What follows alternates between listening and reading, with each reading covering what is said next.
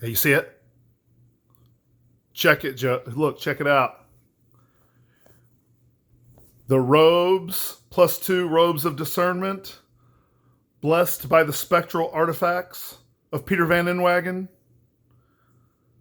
Notice I moved on to ontologists. I moved from the theologians to the ontologists now. And, man, I thought I had something really clever going there, but I don't. It's just a complete dud. Oh, well, sorry. Look up Peter Van Inwagen. Guy's awesome. He's who I wanted to study under until I had kids. All right, number 7, Dillahunty. I know I'm harping on Dillahunty here, but he talks the most in the debate, as far as I could tell. Could be wrong, but I don't think so. I think he talked almost double the amount of Scrivener, and so, which I'm glad to see because he's so interesting, you know. But Dillahunty, so that's what I really wanted from this debate is give me more Dillahunty, you know, he's so interesting. Dillahunty questions if he had responsibility to those who leave religion due to the things he has said. My answer, you watch the debate and see what you think, but my answer is that he has none. One, it shows they didn't believe in the first place, right? According to our doctrines, to what we understand, since I can't fully know the depths of the human heart, I have to trust that God has given us revelation we can trust in the scriptures, and what we learn in Timothy is they were never believers. Matt Dillahunty himself was never a believer. And I'm going to show that he likely wasn't a believer because he intellectually doesn't grasp certain basic ideas about the Bible. That if he was a true believer would at least, at any time, a true believer would at least say, hey, I can see this, you know, but he can't even see it because it's not significant to him. And that's a big part of interpreting the Bible. Is someone who doesn't think it's significant is going to really struggle with their interpretations. So it shows that they didn't believe in the first place, and the responsibility is reduced to a chemical process. In atheism, responsibility is something that you just feel, right? I call them responsibility juices. Anytime it comes to naturalistic morality, I just call it whatever juices. So responsibility juices. He's the final arbiter. So should he feel responsible? No. Nope. You are welcome to look in the mirror and forgive yourself. Or you don't have to do that. Just say, they never really believed in to begin with. Even by Christian doctrine. So if I was Dillahunty, I'd sleep like a baby. That's on them. God's going to hold them accountable. And you don't have to be a theist to believe that, right? Dillahunty could have said that. He could have said, well, I helped them because they weren't really believers. Even if these people ultimately committed suicide, I did my part. There was clearly a chemical imbalance. See what I'm saying? Like, he could have all kinds of reasons. All you have to do is, when you don't have an authority outside of yourself, again, he's going to appeal to culture. That's show it's just another form of relativism. Anything goes. 8. Now, I'm not going to spend a lot of time on this. I wanted to. I don't like getting into the politics, but I wanted to use this as a launching point to talk about another issue. So he says that the Soviet Union was not secular humanism, but rather it was governmentally enforced atheism. I think this is when he was debating Jordan Peterson. I think this is what you would call an ad hoc rescue, or the no true Scotsman fallacy. And it basically just, if you're challenging someone on their position and they go, well, that's not my position. That's not my position. That's ultimately a fallacy. What makes secular humanism secular humanism? Do you think that the Soviet Union was secular? Okay. Do you think they had an anthrocentric position on how best to take care of people? Didn't they believe that Soviet communism itself was what the vehicle that was needed to be the most prosperous for the people? You think, if you say, well, they didn't really believe that, come on, you can't know what they were thinking, right? You want that same thing afforded to yourself, you have to afford it to them. So, he doesn't offer an explanation of what the actual difference is other than state enforced atheism. That's still secular humanism. They just did it through the state. It doesn't really matter. It's a shared foundational agreement in many cases, by and large. So I think I know what he would say that, but I'm not going to spend a lot of time on that because that's not the point here. The point here is that if someone makes a good point against your position, don't say, well, that's not my position, right? That's a fallacy. You have to deal with the actual points that are being made. Now, Dillahunty invokes the God of the gaps. So we need to talk about the God of the gaps. So as science has become more robust and has explained more things, it seems like things that were explained by God have receded and now have been replaced by science. It's like, oh, we believe, I'm not going to be able to come up with an example right now, but we believe this is because of God. And then a scientific explanation comes along and they go, well, they retreat from that position and say, yeah, well, that is true, but this is also because of God. Now, my challenge, I think this is ultimately, let me read my notes here so I'm online. Dillahunty invokes the God of the gaps. Now, this is false in that it assumes that theism contradicts science. So when scientific explanations arise, in order for the God of the gaps to find purchase, one has to show where the new science overthrows the theistic explanations. Now, this is really interesting to me. C.S. Lewis has pointed out that if you claim that the people of even the Old Testament didn't understand science, then you haven't read the Bible. There was a passage where, I can't remember off the top of my head, where one was instructed to impregnate a woman and said he spilled his seed on the ground instead. He knew what would impregnate her.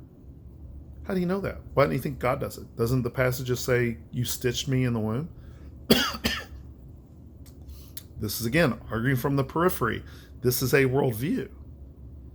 In nowhere in the Bible that I can think of, just because it reports a miracle, that's not anti-science. That's not saying they didn't understand science. In fact, the miracles that are reported, many of them, they're just as astonished as we are. They're expecting astonishment that God did astonishing things. Why?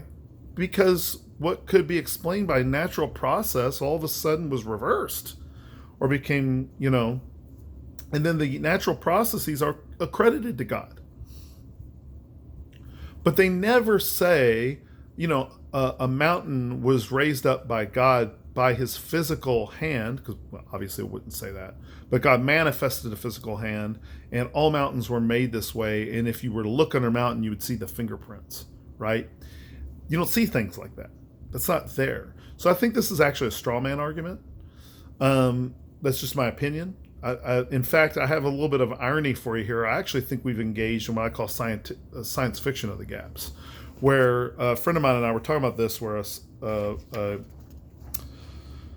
cosmologist had come out and said, we may never be able to produce enough energy to actually observe the universe because of how big it is to explain what its initial causes, And my friend goes, well, there's all kinds of, we can't ever know how much energy we can actually make.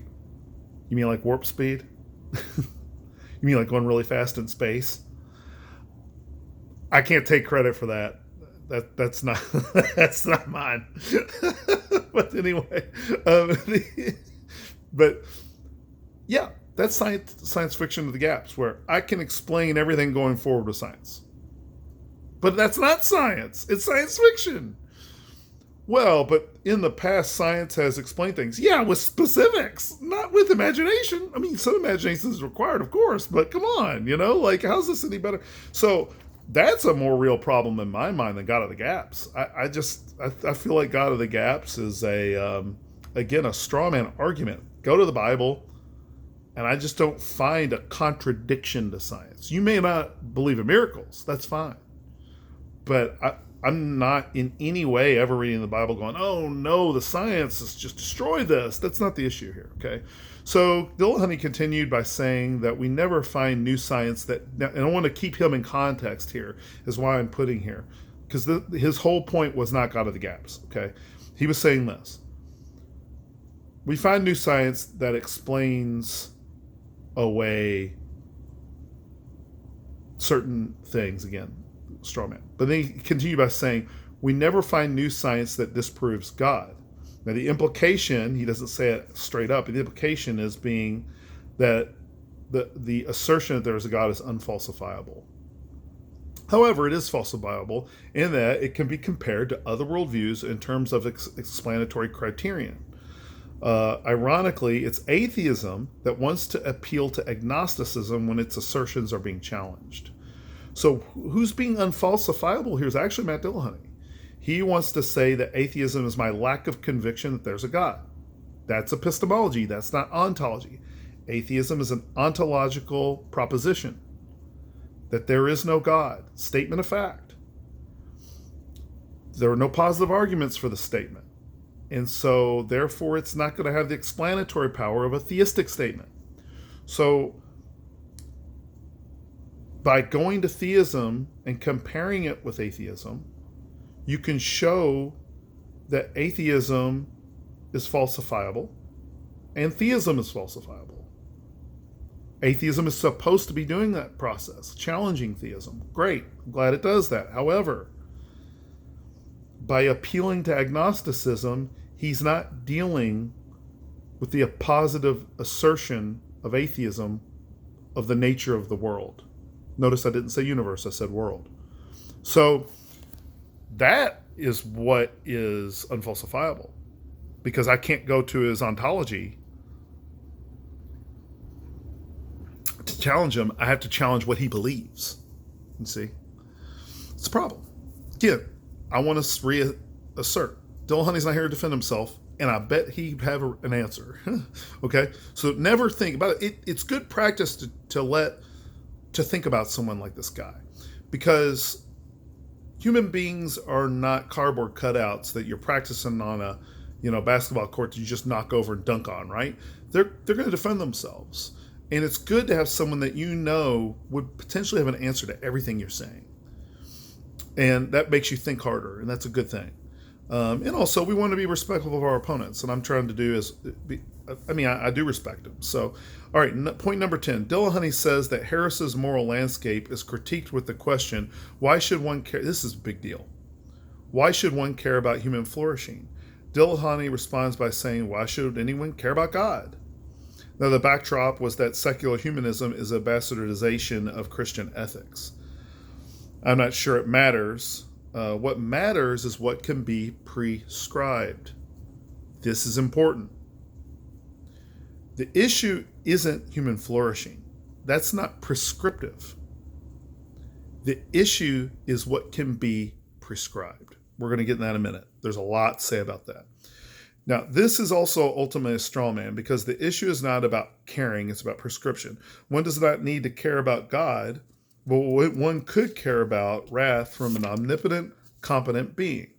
And number 11, Dillahunty claims he could write a morally superior book to the Bible by claiming slavery is wrong. I think this is largely ignorant of history and the Bible's place in that history. Slavery at this time was not like that of the American South. It's the number one thing to consider.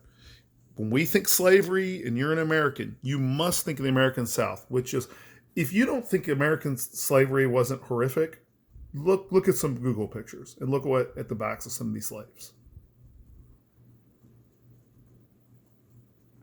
Awful. Imagine someone you loved that suffered through this. Absolutely awful. Okay? Don't ever think it was anything short of absolutely tragic for a nation to suffer through this. Cannot blame anyone for seeing the word slavery and having a big problem with it. Completely understand where Dillahunty's coming from here. Completely understand where atheists are. Don't minimize, especially Americans. not saying anyone else, slavery has been a problem for humanity all forever and will continue to be. But what I'm saying is that let's not be dismissive of this. I don't think their point is correct in the end. But I mean, I'm thinking about those pictures and thinking about loved ones I have. And it's just horrific. Trust me on it. If you haven't looked at these pictures, it's really sad. I'm gonna read my notes here, but then hone in on it. Covenantal ethos of biblical times. We could go back in time and tell them, okay, so let me talk about this. So there was an ethos of in this era of time. I remember my brother and I were watching Wuthering Heights with my parents, and the woman wants to marry this guy who's already married, and she's already married.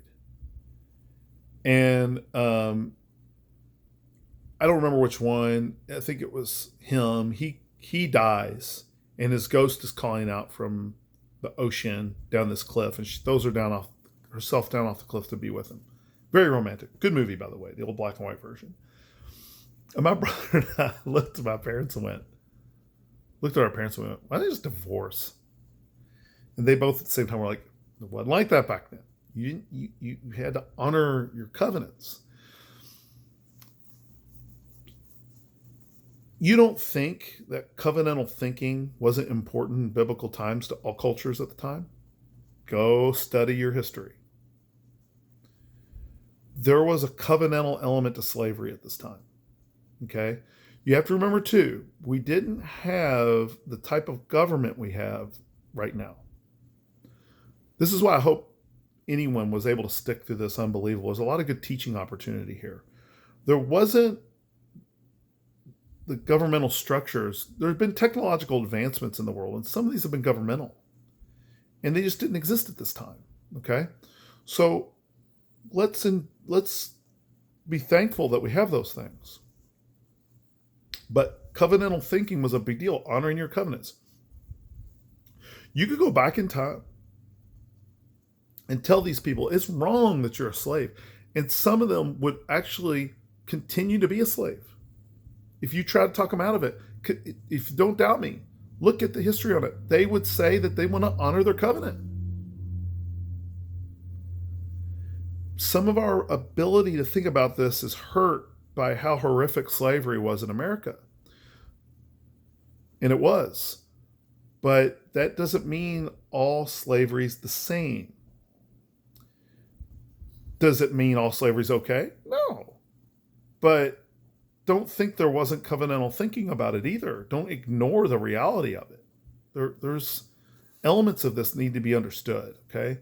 So I may cover some of this again, but in fact, if we in fact go back in time and tell them not to be a slave, they may choose to remain one for reasons of honor.